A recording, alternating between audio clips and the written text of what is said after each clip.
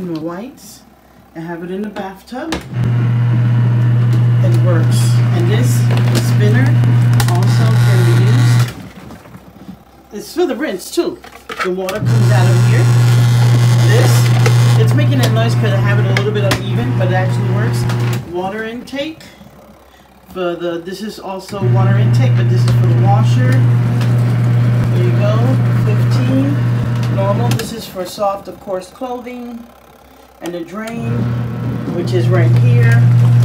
Very easy. And spin it. When I spin it, I go ahead and put the water. I made my own little hose contraption. And put it in here and just rinse. It actually works. I think this is like 25 or 26. This works. It's been a lifesaver because the certain situation that is happening right now all over the globe. I could wash certain things here. I actually even washed a small wool blanket. Actually, it was a pretty large wool blanket. It's great. I love it. I have the mat because it's just for safety reasons.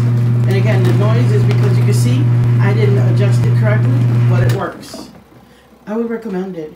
It's a little bit heavy, you know, but not too heavy. I could pick it up.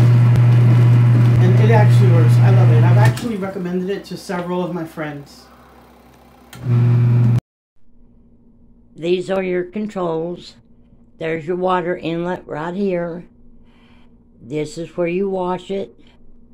You'll turn it around. And this will be on normal. And then there is your spin cycle. As you can see, I have washed a few things. And when you wash them, you put it on drain. When you put it in the dryer, you've got this little gadget. Lift it up.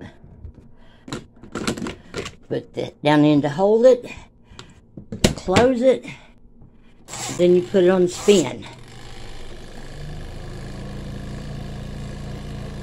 And it has a drain, which you just put in the commode.